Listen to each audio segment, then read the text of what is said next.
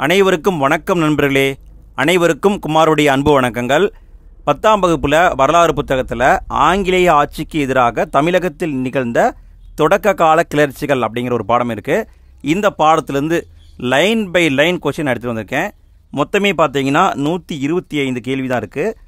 இந்த 125 கேள்வியையும் நன்றாக பார்த்துக்கோங்க. கண்டிப்பாக தேர்வில் 2 கேள்வியாவது மினிமம் வந்துடும். இந்த பாடத்தை பொறுத்த வரைக்கும் ஆல்ரெடி நம்ம ஷார்ட் நோட்ஸ் போட்டிருக்கோம்.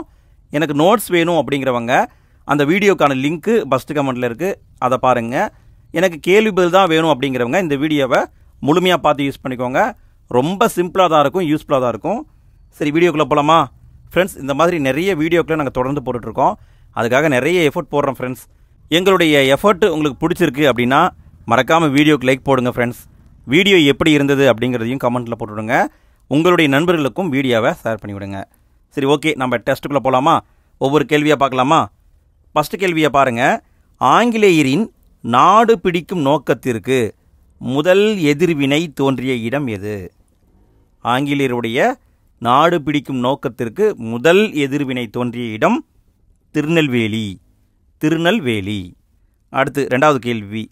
ஆங்கில கிழக்கிந்திய கம்பெனியின் நாடு பிடிக்கும் ஆசையை எதிர்த்து நின்ற முதல் பாளையக்காரர் யார்?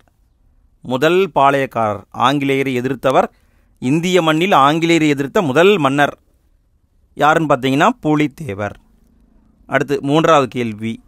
பாளையம் என்ற சொல்லின் பொருளில் பொருந்தாதது என்ன?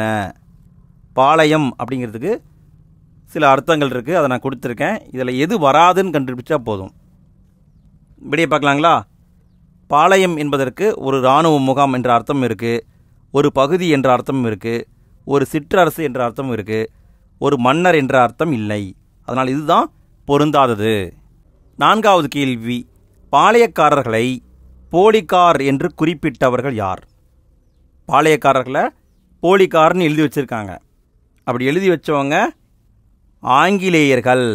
ஆங்கிலேயர்கள் தான் எழுதி வச்சுருக்காங்க. அடுத்து 5வது கேள்வி.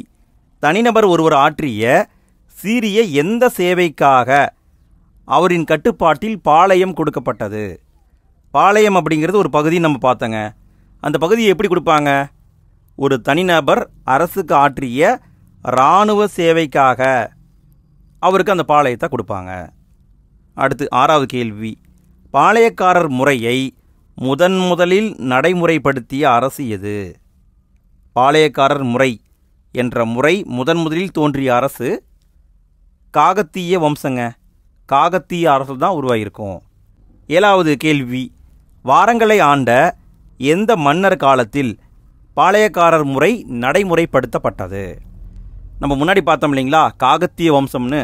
அந்த வம்சத்துடைய தலைநகரம் தான் வாரங்கள். இந்த பகுதியை ஆட்சி பண்ணிகிட்டு இருந்த பிரதாபருத்திரன் என்ற மன்னர் காலத்தில் தான் பாளையக்காரர் முறை உருவானதாக சொல்கிறாங்க. அடுத்து 8வது கேள்வி. மதுரையில் பாளையக்காரர் முறை உருவாக்கப்பட்ட ஆண்டு எது? ஃபஸ்ட்டு உருவானது காகத்திய வம்சத்தில், அப்புறம் விஜயநகர அரசு உருவாக்கியிருப்பாங்க, அப்புறம் தான் மதுரைக்கு வரும். மதுரையில் எப்போ உருவாச்சுன்னா 1529 தான் உருவாச்சு. 1529. அடுத்து 9வது கேள்வி. மதுரையில் பாளையக்காரர் முறையை உருவாக்கியவர் யார்? மதுரையில் பாளையக்காரர் முறையை உருவாக்கியவர் விஸ்வநாத நாயக்கருங்க. விஸ்வநாத நாயக்கர் இவர் தான் உருவாக்கியிருப்பார். அவர் மட்டும் உருவாக்கியிருப்பாரான்னு கேட்டால் கிடையாது. அவரும் அவருடைய அமைச்சரும் சேர்ந்து உருவாக்குனாங்க. அதை தான் அடுத்த கேள்வியாக வச்சுருக்கேன். கேள்வி நம்பர் 10. விஸ்வநாத நாயக்கரின் அமைச்சர் யார்? விஸ்வநாத நாயக்கரின் அமைச்சர் அரியநாதர். அரியநாதரும் விஸ்வநாத நாயக்கரும் சேர்ந்து தான் பாளையக்காரர் முறையை மதுரையில் 1529 உருவாக்குனாங்க. 11வது கேள்வி. பரம்பரையாக எத்தனை பாளையக்காரர்கள் இருந்தனர்? பரம்பரையாக எத்தனை பாளையக்காரர்கள் இருந்தார்கள்?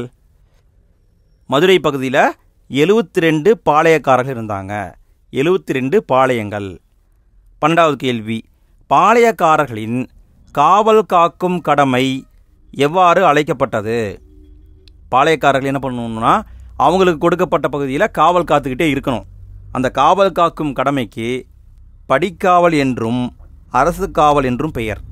படிக்காவல்னு சொல்லுவாங்க, அரசு காவல்னு சொல்லுவாங்க. அடுத்து 13வது கேள்வி. பாளையக்காரர்களின் தன்னிச்சையான உரிமைகளில் பொருந்தாதது என்ன? பாளையக்காரர்கள் அவங்களுக்கு வழங்கப்பட்ட பகுதியில் தன்னிச்சையாக சில முடிவுகளை எடுக்கலாம், சில முடிவுகளை எடுக்க முடியாது. அதை நான் இங்கே கொடுத்துருக்கேன். இதில் எது பொருந்தாததுன்னு கண்டுபிடிக்கணும். இங்கே விடைன்னு பார்த்தீங்கன்னா, பாளையக்காரர்களுக்கு ஒதுக்கப்பட்ட பகுதியில் அவங்க எப்போ வேணால் வரியை வசூலிக்கலாம், அவங்களுடைய நிலப்பகுதியை எப்படி வேணால் நிர்வாகம் பண்ணலாம், அவங்களுடைய பகுதியில் நடக்கக்கூடிய வழக்குக்கு விசாரணை நடத்தி தீர்ப்பு கொடுக்கலாம். இதெல்லாம் தன்னிச்சையான உரிமை.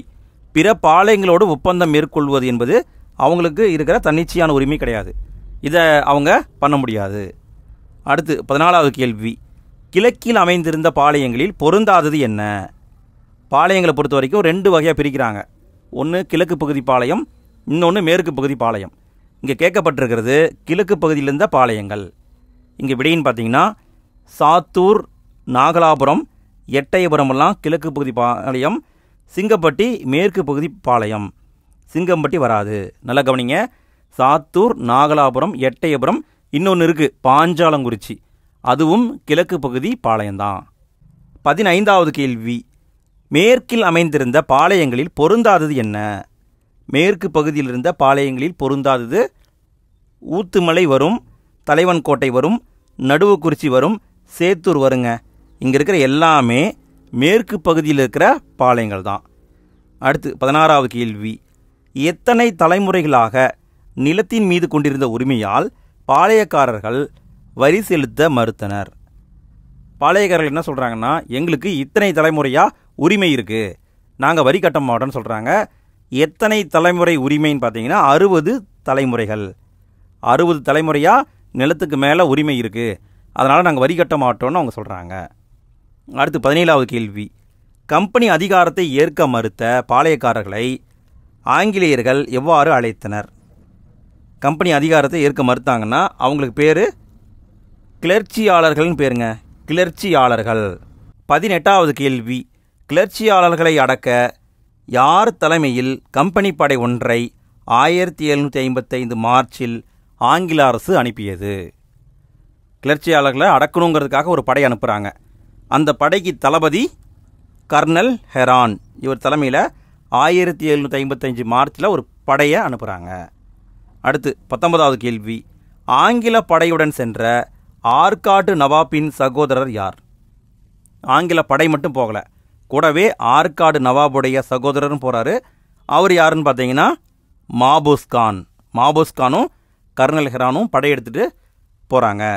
அடுத்து 20வது கேள்வி, கர்னல் ஹெரான் தலைமையிலான கம்பெனி படை எந்த பகுதியை எளிதில் வீழ்த்தியது? படையெடுத்து போகிறாங்க, அங்கே போய் எதிர்ப்பாளர்களை தோற்கடிக்கிறாங்க. முதல்ல எந்த பகுதியை பிடிச்சாங்கன்னா மதுரை அப்படிங்கிற பகுதியை ஈஸியாக தோற்கடித்தாங்க. அடுத்து 21வது கேள்வி, பூலித்தேவர் ஆங்கிலேயரை எதிர்த்த ஆண்டு எது? ஆங்கிலேயரை எப்போ எதிர்த்தாருன்னு கேட்குறாங்க. இதற்கான விடை 1755ங்க, 1755. 22வது கேள்வி, எந்த பகுதி பாளையக்காரர்களிடம் பூலித்தேவர் மிகுந்த செல்வாக்கு பெற்றிருந்தார்? பாளையம் நம்ம பார்த்தோம் இல்லைங்களா, 2 பிரிவு இருக்குது. ஒன்று கிழக்கு பகுதி, இன்னொன்று மேற்கு பகுதி. மேற்கு பகுதி பாளையக்காரர்கள்ட்ட தான் பூலித்தேவர் செல்வாக்கு பெற்றவராக இருந்தார். கிழக்கு பகுதி பாளையத்துக்கு யார் தலைவர்னு பார்த்தீங்கன்னா வீரபாண்டிய கட்டபொம்மன். அடுத்து 23வது கேள்வி, கர்னல் ஹெரான் பூலித்தேவரின் மேல் தாக்குதல் தொடுக்காததற்கு காரணங்களில் பொருந்தாதது என்ன? ஆங்கிலேயர்கள் கர்னல் ஹெரானுக்கு ஆர்டர் போடுறாங்க, பூலித்தேவரை தோற்கடித்து அவர் நாட்டை பிடிங்கன்ட்டு. ஆனால் அவர் போய் போர் தொடுக்கலை. அதுக்கு அவர் சில காரணங்களை சொல்கிறாரு. அதில் எது தப்புன்னு கண்டுபிடிக்கணும். அவர் என்ன சொல்கிறாருன்னா, படை வீரர்களுக்கு ஊதியம் கொடுக்கணும், பீரங்கிகளின் தேவை, துணைக்கல பொருட்களின் தேவை, இதெல்லாம் இருக்குது, அதனால் போரிட முடியாதுன்னு சொல்லிட்டாரு. படை வீரர்களின் சோர்வு என்பது இங்கே பொருந்தாது. இதையெல்லாம் அவர் காரணமாக சொல்லலை. அடுத்து 24வது கேள்வி, சந்தா சாஹிப்பின் மதுரையை மேற்பார்வையிட்ட 3 பத்தானிய முகவர்களில் பொருந்தாதவர் யார்? சந்தா சாஹிப் யாருன்னு கேட்டிங்கன்னா ஹைதராபாத் நிஜாமுங்க. இவருடைய 3 ஏஜென்ட்டு மதுரையில் இருந்தாங்க. அவங்க பேரை கொடுத்துருக்கேன். இதில் எக்ஸ்ட்ரா ஒரு பேர் இருக்குது, அது என்னங்கிறத கண்டுபிடிக்கணும். இப்படியே பார்க்கலாங்களா? மியானா, முடிமையா, நபிகான் கட்டாக், இவங்கெல்லாம் பத்தானிய அதிகாரிகள். சந்தா சாஹிப்புடைய முகவர்கள் மதுரையில் இருந்தாங்க. யூசுப் கான் என்பவர் இங்கே வரமாட்டார். 25வது கேள்வி, சந்தா சாஹிப்புடைய 3 பத்தானிய முகவர்களுடன் நெருங்கிய உறவை ஏற்படுத்தி கொண்டவர் யார்? இந்த 3 ஏஜென்ட் இருக்காங்க இல்லைங்களா, அவங்க கூட ரொம்ப நெருங்கிய உறவை ஏற்படுத்தி கொண்டவர் பூலித்தேவர். அடுத்து 26வது கேள்வி. ஆங்கிலேயருக்கு எதிராக பாளையக்காரர் கூட்டமைப்பை உருவாக்கியவர் யார்? பாளையக்காரர் கூட்டமைப்பு, இதை உருவாக்கியவர் பூலித்தேவர் தான் உருவாக்கியிருப்பார். பூலித்தேவர். 27வது கேள்வி. பாளையக்காரர் கூட்டமைப்பில் சேராத மேற்கு பகுதி பாளையம் எது? பாளையக்காரர் கூட்டமைப்பில் மேற்கு பகுதியில் இருந்த சிவகிரி அப்படிங்கிற பாளையம் சேரல. சிவகிரி எப்பயுமே யார் கூடயுமே சேரமாட்டாங்க. 28வது கேள்வி. பூலித்தேவர் ஆங்கிலேயரை எதிர்க்க யாரிடம் உதவியை கேட்கவில்லை? ஆங்கிலேயரை எதிர்க்க சப்போர்ட்டை வாங்குறாரு. யாராட்ட வந்து சப்போர்ட்டை வாங்கினாருன்னா மைசூருடைய ஹைதர் அலி, பிரெஞ்சுக்காரர்கள், திருவிதாங்கூர் அரசு, இவங்ககிட்ட உதவி கேட்டார். போர்த்துகீசிட்ட உதவி கேட்கவில்லை. அடுத்து 29வது கேள்வி. ஏற்கனவே யாருடன் போரிட்டு கொண்டிருந்ததால் ஹைதர் அலியால் பூலித்தேவருக்கு உதவ முடியவில்லை? ஹைதர் அலிக்கு உதவி பண்ணான்னு ஆசை தான், ஆனால் அவர் ஏற்கனவே சண்டை போட்டுட்ருக்காரு. அதனால் படையை அனுப்ப முடியாத சூழல் ஏற்பட்டுருச்சு. மராத்தியர்களோட ஏற்கனவே சண்டை போட்டுட்டு இருந்ததுனால ஹைதர் அலியால் பூலித்தேவருக்கு உதவி பண்ண முடியவில்லை. அடுத்து 30வது கேள்வி. களக்காடு போர் யாருக்கு இடையில் நடைபெற்றது? களக்காடு போர், இதில் வந்து பூலித்தேவர் ஜெயிச்சிருப்பார். பூலித்தேவருக்கும் மாபூஸ் கானுக்கும் இடையில் நடைபெற்றது. பூலித்தேவர், மாபூஸ் கான். 31வது கேள்வி. யூசுப் கானின் இயற்பெயர் என்ன? பூலித்தேவரை தோற்கடிக்கணும் அப்படிங்கிறதுக்காக யூசுப் கான் அனுப்புகிறாங்க. யூசுப் கானுடைய இயற்பெயர் மருதநாயகம். மருதநாயகம். இவருக்கு கான் சாஹிப் அப்படிங்கிற பேரும் இருக்குது. கான் சாஹிப்பு, யூசுப் கான், மருதநாயகம் மூன்றுமே ஒருத்தர் தான். 32வது கேள்வி. எந்த ஆண்டில் பூலித்தேவரின் 3 கோட்டைகளை யூசுப் கான் கைப்பற்றினார்? யூசுப் கான் வராரு, போய் பூலித்தேவரை தோற்கடிக்கிறாரு. தோற்கடித்து பூலித்தேவருடைய 3 கோட்டைகளை பிடிச்சுக்கிறாரு. எந்த ஆண்டு பிடித்தார் அப்படின்னா 1761 மே 16ஆம் தேதி 3 கோட்டையுமே பிடிச்சிட்டாரு. அடுத்து 33வது கேள்வி. யூசுப் கான் கைப்பற்றிய பூலித்தேவருடைய கோட்டைகளில் தவறானது என்ன? அவர் 3 கோட்டைகளை பிடிச்சாரு. ஆனால் இங்கே பாருங்கள், ஆப்ஷன் 4 இருக்குது. இதில் எது தவறுன்னு கண்டுபிடிக்கணும். இங்கே விடைன்னு பார்த்தீங்கன்னா நெற்கட்டும் செவல், வாசுதேவ நல்லூர், பனையூர், இந்த 3மே பார்த்தீங்கன்னா யூசுப் கானுடைய கட்டுப்பாட்டில் வந்துருச்சு. மேட்டூர் என்பது கிடையாது, இது பொருந்தாது. 34வது கேள்வி. பாளையக்காரர் கூட்டமைப்பிலிருந்து விலகி ஆங்கிலேயருக்கு ஆதரவளித்தவர்கள் யார்? தொடக்கத்தில் பாளையக்காரர் கூட்டமைப்பு சிறப்பாக இயங்கிட்டு இருக்கும். பிறகு பார்த்தீங்கன்னா ஒவ்வொருத்தராக அதுலேருந்து வெளியே போயிடுவாங்க. இங்கே விடைன்னு பார்த்தீங்கன்னா சேத்தூர் வெளியே போயிடும், ஊத்துமலை வெளியே போயிடும், சுரண்டை வெளியே போயிடும், பனையூர் போகாது. ஏன்னா பனையூர் என்பது பூலித்தேவருடைய கோட்டை. அதனால் அதை வந்து இங்கே ஆப்ஷன் வச்சுருக்கேன். இது வந்து பொருந்தாதது. 35வது கேள்வி. நம்பிக்கை துரோக குற்றம் சுமத்தப்பட்டு எந்த ஆண்டில் யூசுப் கான் கொல்லப்பட்டார்? யூசுப் கான் இருக்கார் இல்லைங்களா, அவரையே பிற்காலத்தில் ஆங்கிலேயர்கள் கொன்றுவாங்க. நம்பிக்கை துரோகம் பண்ணிட்டீங்க அப்படின்ட்டு. எப்போ கொன்னாங்கன்னா 1764 யூசுப் கானையும் ஆங்கிலேயர்கள் கொன்றுவாங்க. யூசுப் கானை கொன்ன உடனே மீண்டும் பூலித்தேவர் அவருடைய 3 கோட்டைகளையும் பிடிச்சிருவார். இருந்தாலும் 1767 பூலித்தேவரை மீண்டும் தோற்கடிப்பார் ஒருத்தர். அவர் யாருங்கிறது அடுத்த கேள்வி. பூலித்தேவரை மீண்டும் தோற்கடித்தவர் கர்னல் கேம்பல். இவர் தான் தோற்கடிச்சிருப்பார். அடுத்து 37வது கேள்வி. ஒண்டி வீரன் யாருடைய படை தளபதி? ஒண்டி வீரன் யாருடைய படை தளபதி? பூலித்தேவருடைய படை தளபதி. 38வது கேள்வி. பூலித்தேவர் இறந்த ஆண்டு எது? பூலித்தேவர் இறந்தாருன்னு சொல்ல முடியாது, அவர் காட்டுக்குள்ளே தப்பிச் சென்றாருன்னு தான் சொல்கிறாங்க. இங்கே விடைன்னு பார்த்தீங்கன்னா 1767. 1767. 39வது கேள்வி. வேலு நாச்சியார் பிறந்த ஆண்டு எது? வேலு நாச்சியார் பிறந்த ஆண்டு 1730ங்க. 1730. அடுத்து 40வது கேள்வி. எந்த பகுதியின் அரசர் செல்லமுத்து சேதுபதிக்கு ஒரே பெண் வாரிசாக வேலு நாச்சியார் பிறந்தார்? வேலு நாச்சியாருடைய அப்பா செல்லமுத்து சேதுபதி. அவர் எந்த பகுதியின் அரசர்னு கேட்டிருக்காங்க. விடை ராமநாதபுரத்துடைய அரசர் தான் செல்லமுத்து சேதுபதி. 41வது கேள்வி. வேலு நாச்சியார் அறிந்த மொழிகளில் பொருந்தாதது எது? வேலு நாச்சியாருக்கு பல மொழிகள் தெரியும், அதை இங்கே நான் கொடுத்துருக்கேன். இதில் ஏதோ ஒன்று வராது. விடையை பார்க்கலாங்களா? ஆங்கிலம் தெரியும், பிரெஞ்சு தெரியும், உருது தெரியும், சமஸ்கிருதம் வராது. அடுத்து 42வது கேள்வி.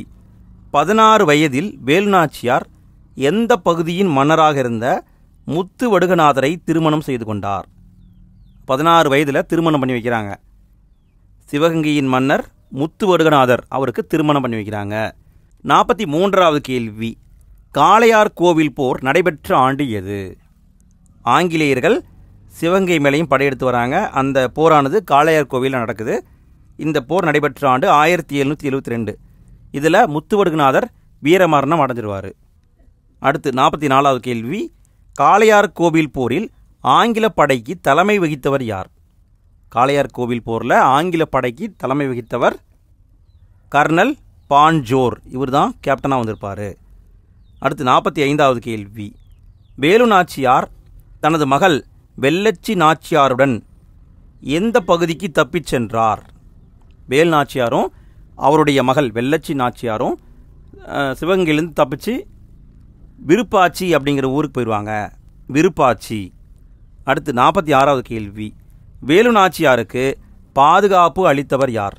விருப்பாட்சியில் வேலுநாச்சியாருக்கு பாதுகாவலராக இருந்தவர் கோபால நாயக்கர். கோபால நாயக்கர். 47வது கேள்வி.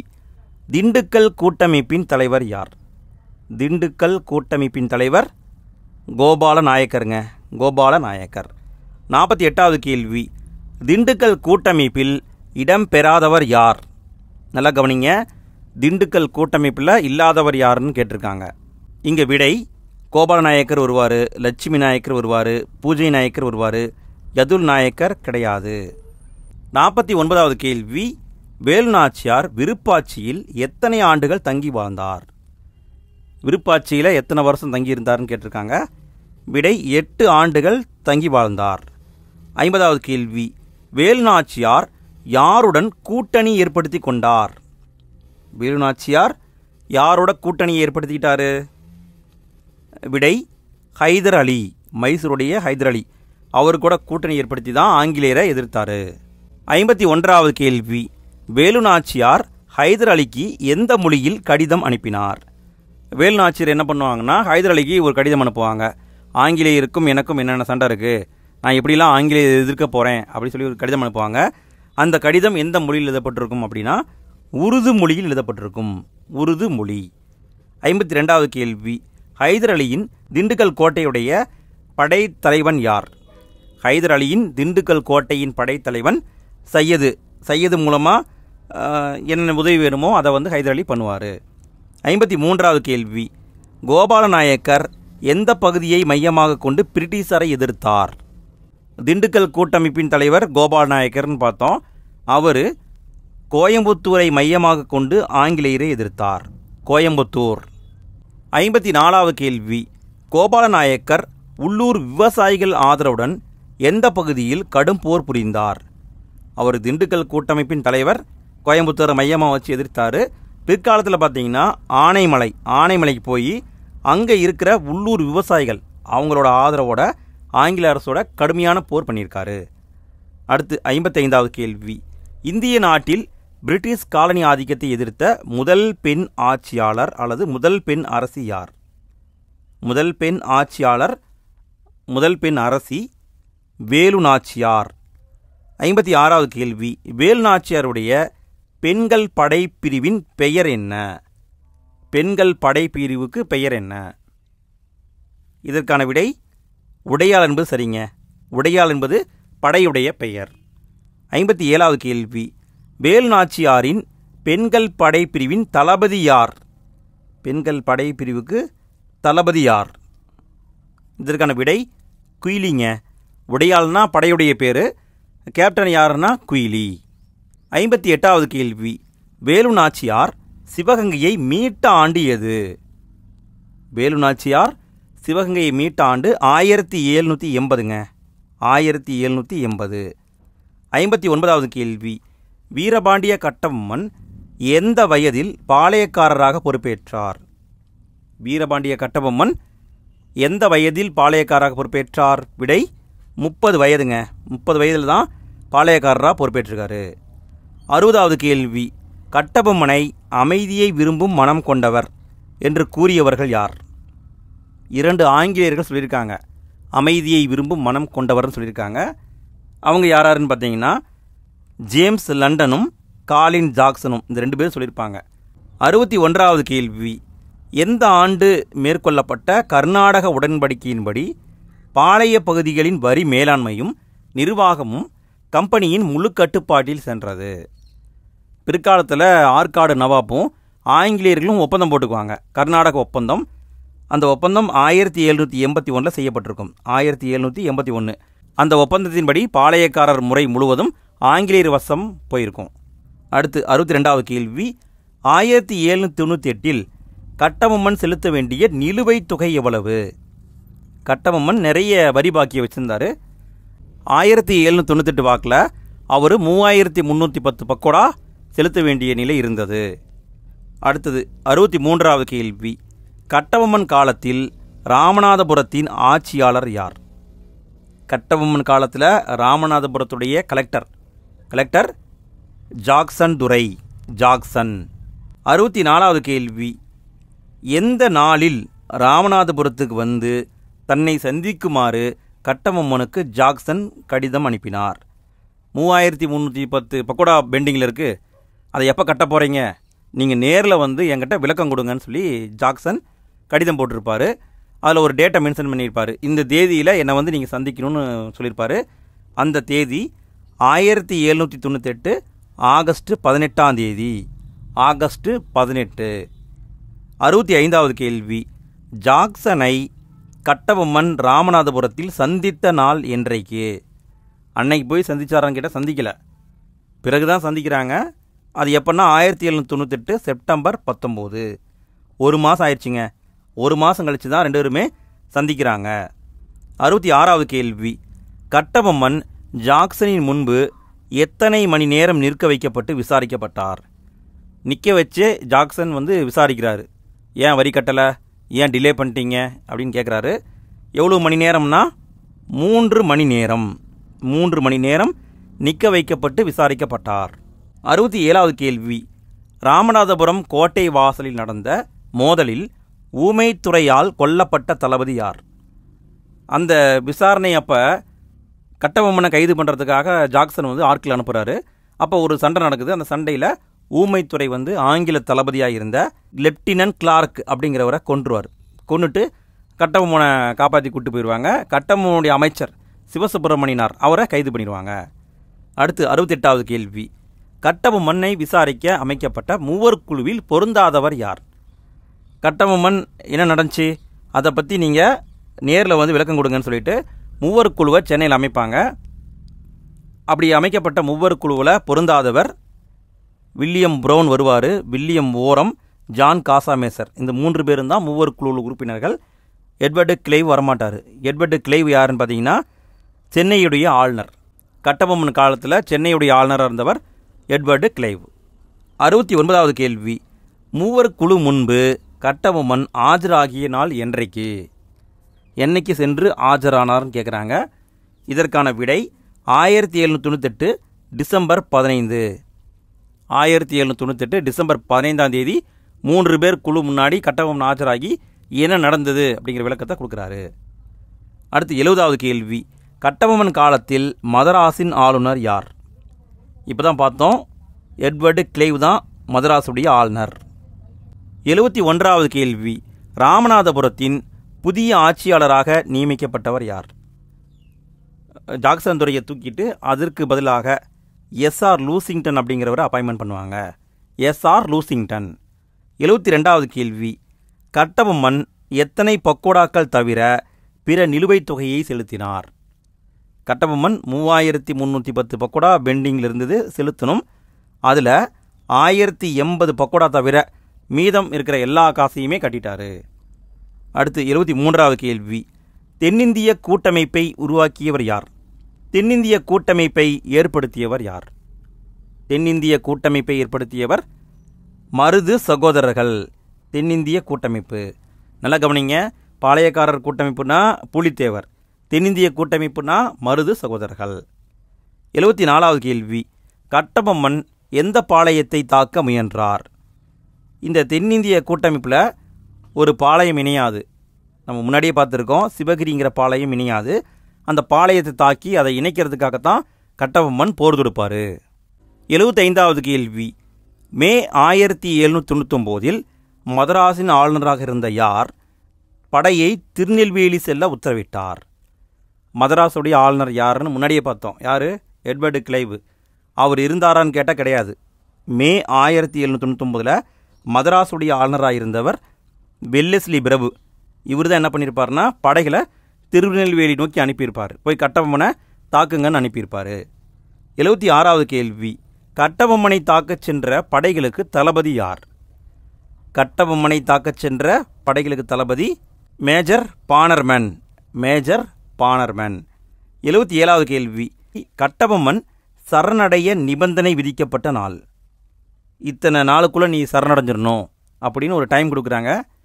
அந்த தேதி 1799 செப்டம்பர் 1. 1799 செப்டம்பர் 1 அந்த டேட்டுக்குள்ளே சரண்டர் ஆகணும், இல்லைன்னா போர் தொடுப்போம்னு சொல்கிறாங்க. அடுத்து 78வது கேள்வி. பானர்மேன் எந்த நாளில் முழு படையையும் பாஞ்சாலங்குறிச்சியில் கொண்டு வந்து நிறுத்தினார்? கட்டபொம்மன் சரண்டர் ஆகலை. அதனால் 1799 செப்டம்பர் 5ஆம் தேதி செப்டம்பர் 5ஆம் தேதி முழு படையையும் கொண்டு வந்து பானர்மேன் கோட்டை வாசலில் நிப்பாட்டுறாரு. 79வது கேள்வி. பானர்மேன் சார்பாக கட்டபொம்மனிடம் தூதுவராக சென்றவர் யார்? பானர்மேன் என்ன பண்ணுறாரு, ஒருத்தரை தூதராக அனுப்புகிறாரு, போய் நீ பேசிட்டு வா அப்படின்ட்டு. அப்படி தூதுவராக சென்றவர் ராமலிங்கர். ராமலிங்கர். அடுத்து 80வது கேள்வி. எந்த இடத்தில் நடந்த மோதலில் சிவசுப்பிரமணியனார் கைது செய்யப்பட்டார்? இவர் யார் அப்படின்னு கேட்டிங்கன்னா கட்டபொம்மனுடைய அமைச்சர் சிவசுப்பிரமணியனார். இவரை கல்லர்பட்டிங்கிற ஒரு இடம் இருக்குது, அங்கே நடந்த மோதலில் கைது பண்ணிடுவாங்க. 81வது கேள்வி. சிவசுப்பிரமணியனார் தூக்கிலிடப்பட்ட இடம் எது? எங்கே தூக்கில் போட்டாங்கன்னு கேட்குறாங்க. இதற்கான விடை நாகலாபுரங்க. நாகலாபுரத்தில் தான் சிவசுப்பிரமணியனாரை தூக்கில் போட்டாங்க. 82வது கேள்வி. சிவசுப்பிரமணியனார் தூக்கிலிடப்பட்ட நாள் என்றைக்கு? எந்த நாளில் தூக்கில் போட்டாங்கன்னு கேட்குறாங்க சிவசுப்பிரமணியனாரை. இதற்கான விடை 1799 செப்டம்பர் 13. 1799 செப்டம்பர் 13. 83வது கேள்வி. வீரபாண்டிய கட்டபொம்மன் தூக்கிலிடப்பட்ட நாள். வீரபாண்டிய கட்டபொம்மனை என்னைக்கு தூக்கில் போட்டாங்கன்னு கேட்குறாங்க. விடையை பார்க்கலாங்களா? 1799 அக்டோபர் 16ஆம் தேதி. அக்டோபர் 16 தூக்கில் போட்டாங்க. 84வது கேள்வி. வீரபாண்டிய கட்டபொம்மன் தூக்கிலிடப்பட்ட இடம் எது? எந்த இடத்துல தூக்கில் போட்டாங்கன்னு கேட்குறாங்க. இதற்கான விடை கயத்தாருக்கு பக்கத்தில் இருக்கிற பழைய கோட்டை அப்படிங்கிற இடத்துல தான் கட்டபொம்மனை தூக்கில் போட்டாங்க. 85வது கேள்வி. மருது சகோதரர்கள் எந்த மன்னருடைய படை தளபதிகள்? மருது சகோதரர்கள் எந்த மன்னருடைய படை தளபதிகள்? விடை முத்துவடுகநாதர். இவருடைய படை தளபதிகள் தான் மருது சகோதரர்கள். அடுத்து 86வது கேள்வி. யாருடைய போர் இரண்டாவது பாளையக்காரர் போர் என பிரிட்டிஷார் குறிப்புகளில் குறிப்பிடப்படுகிறது? யாருடைய போரை இரண்டாவது பாளையக்காரர் போர்னு குறிப்பிட்டிருக்காங்க. இதற்கான விடை மருது சகோதரர்களுடைய போர். அதைத்தான் இரண்டாவது பாளையக்காரர் போர்னு குறிப்பிட்டிருக்காங்க. 87வது கேள்வி. எந்த இடத்தில் ஏப்ரல் 1800 சந்தித்த பாளையக்காரர்கள் கம்பெனியாருக்கு எதிராக போரிட முடிவெடுத்தார்கள்? மருது சகோதரர்கள், திண்டுக்கல் கூட்டமைப்பு எல்லாருமே சேர்ந்து ஒரு இடத்துல கூடுறாங்க. எப்போன்னா 1800 ஏப்ரல் மாதம் கூடுறாங்க. எங்கே கூடுறாங்கன்னா விருப்பாச்சி அப்படிங்கிற இடத்துல கூடுறாங்க. அந்த இடத்துல கூடி தான் ஆங்கிலேயரை எதிர்க்கணும்னு முடிவெடுக்கிறாங்க. அடுத்து 88வது கேள்வி.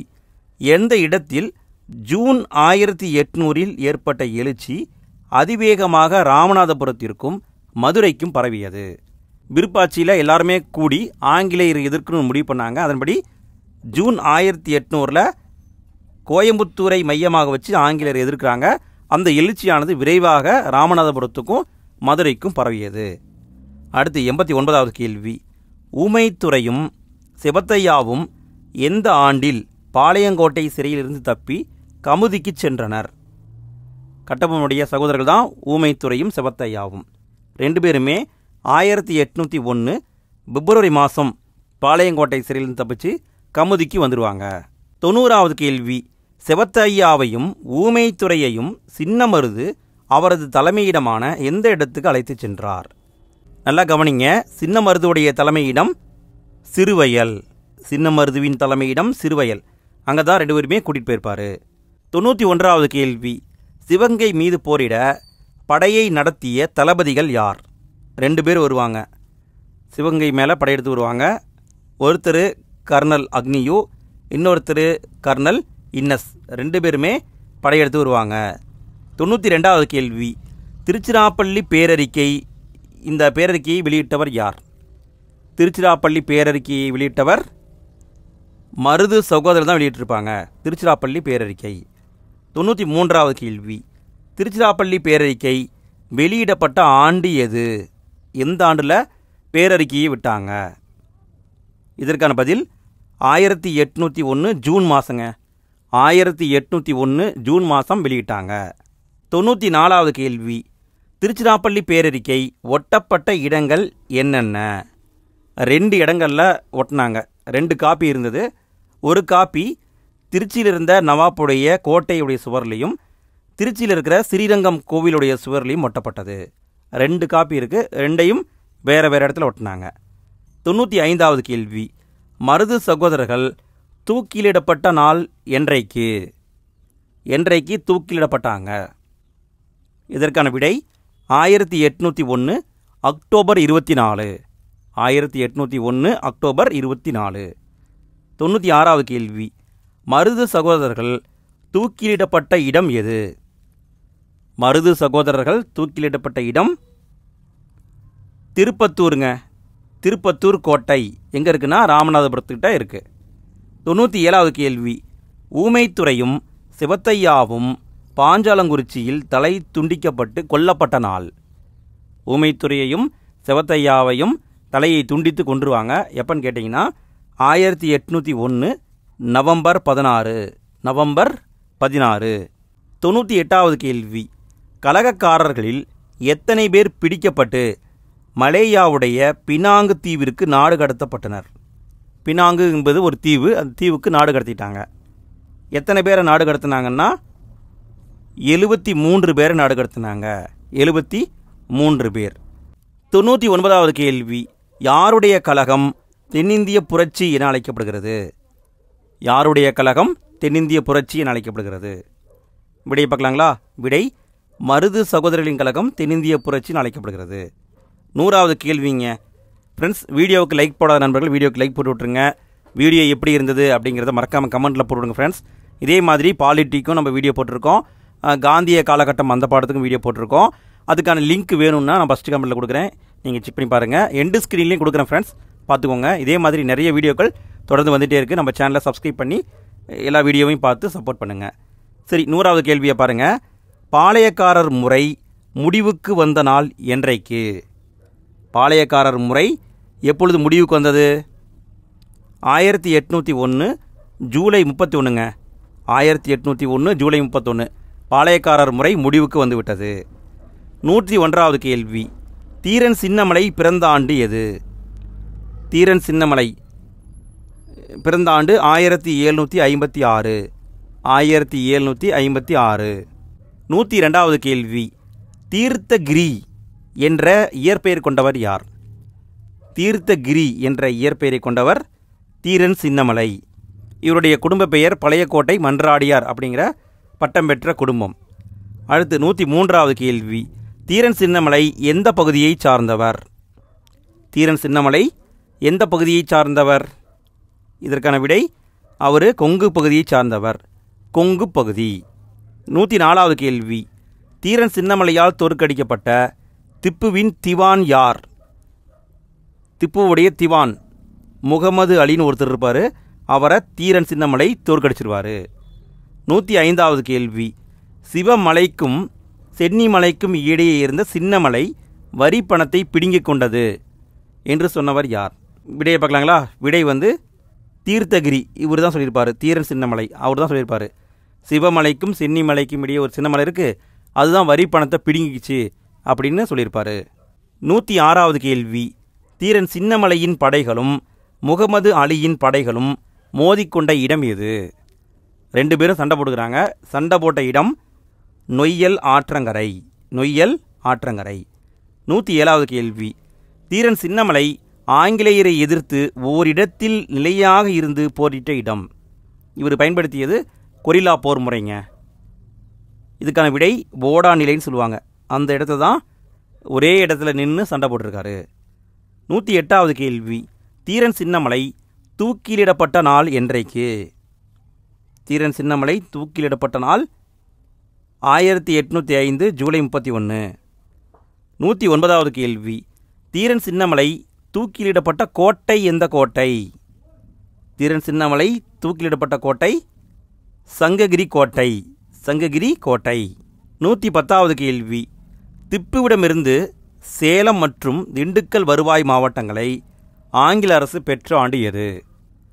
திப்புவோட சண்டை போட்டு அந்த சண்டையுடைய முடிவில் சேலத்தையும் திண்டுக்கல்லையும் 1792 பிரிட்டிஷ் கவர்மெண்ட்டு பிடுங்கிக்குவாங்க. 111வது கேள்வி, கோயம்புத்தூர் ஆங்கில அரசுடன் இணைக்கப்பட்ட ஆண்டு எது? கோயம்புத்தூரை எப்போ பிடிச்சாங்கன்னு கேட்குறாங்க.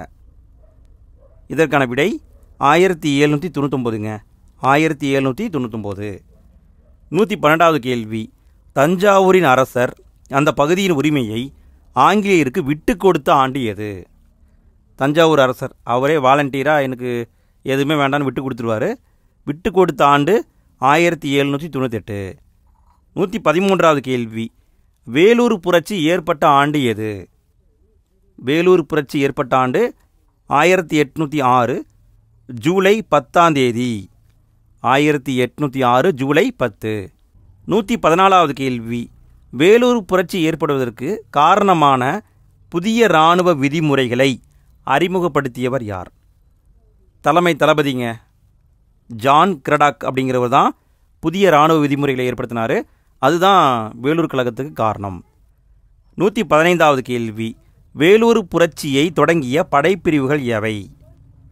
வேலூர் புரட்சியை தொடங்கிய படைப்பிரிவுகள் 1வது படைப்பிரிவும் 23வது படைப்பிரிவும். ரெண்டும் தான் வேலூர் புரட்சியை பண்ணியிருப்பாங்க. 116வது கேள்வி, வேலூர் புரட்சியில் முதல் பலியானவர் யார்? வேலூர் புரட்சியில் முதல் பலியானவர் கர்னல் பேன்கோட். Kernel Fancourt. 117வது கேள்வி, வேலூர் கோட்டையின் வெளியே இருந்த படை தளபதி யார்?